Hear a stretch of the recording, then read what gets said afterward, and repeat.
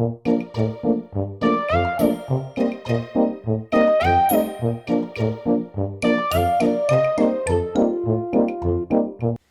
has it that a long time ago, a king called a teacher to teach his 3 foolish sons. The teacher decided to teach the sons using a bunch of stories, and those stories all together are called Panchatantra. Today, we're going to read one of those stories, called The 2 Crows and the Black Snake. Father Crow and Mother Crow lived in their nest in a huge banyan tree. They had been living there for a number of years and had many children.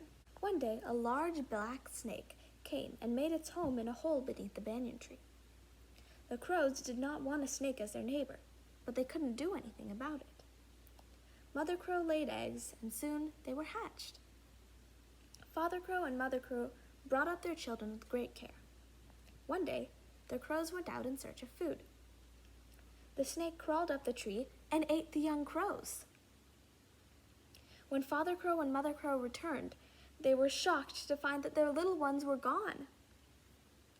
They did not know what had happened to them. They asked all the birds and the animals in the neighborhood, but nobody could tell them how their children had disappeared. They cried for a long time and decided to keep a better watch when they had children again. Months passed. Mother Crow laid eggs again, and soon they had baby crows. This time, the crows kept a more careful watch. One of them always remained at home while the other one went out to get food. One day, Mother Crow saw the snake coming up the tree. She did her best to drive it away, but she could not succeed. The snake crept up and ate the baby crows again. Mother Crow cried and cried. Many other crows joined her, and all of them cried and tried to attack the snake. The snake went into its hole before they could harm him. Father Crow returned. He was very sad when he heard of the fate of the little crows. He tried to console Mother Crow, who was heartbroken.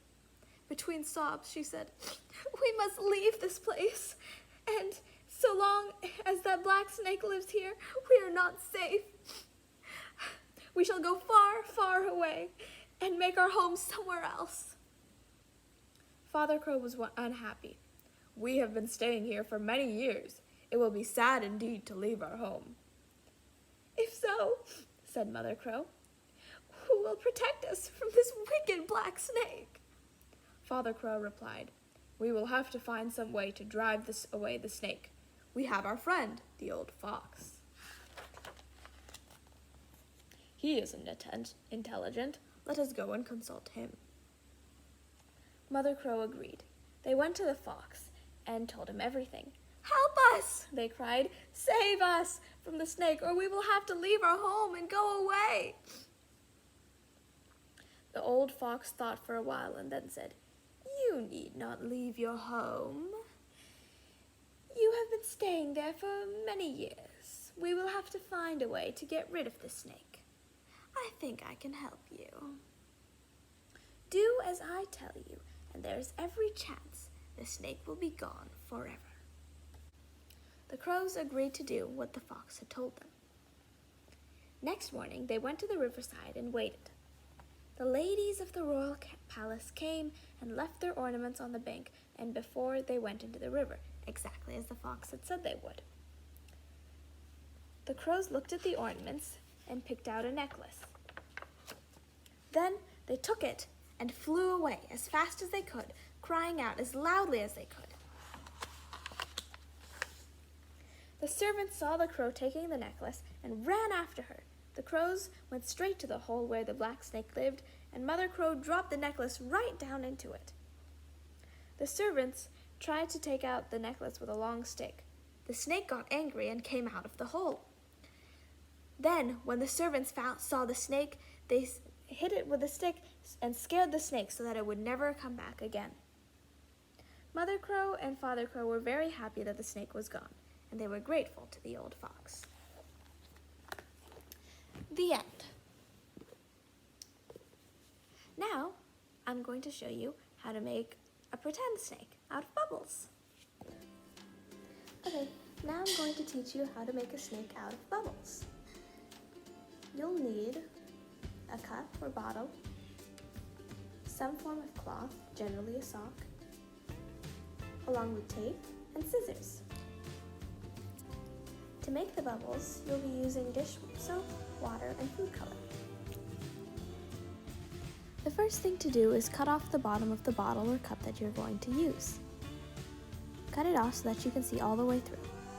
Next, you're going to put the sock or cloth on the edge of your bottle. This is what's going to make the bubbles, by the air and dish soap going through it. You want your sock to be tight against the bottom of your bottle, so that it looks kind of like a drum. Finally, and you might not need this step, you tape around the edge of your sock so that everything is nice and tight.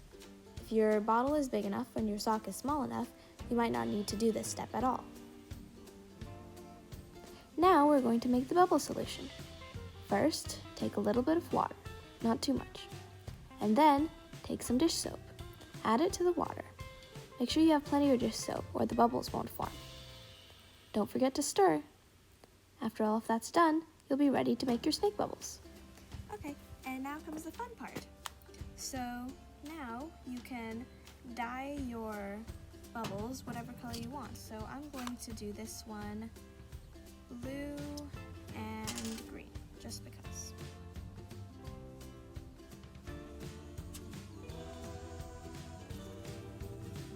And there we go. Now it's all dyed.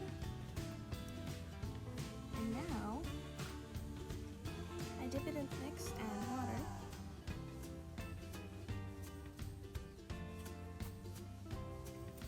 And I make the snake.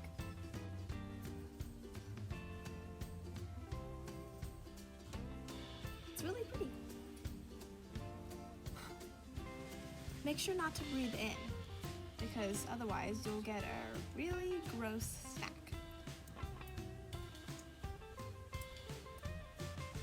Have fun! I hope you enjoyed reading the book and making the craft. Remember, cleverness always beats strength. If you're smart enough, you can solve any test. See you next time.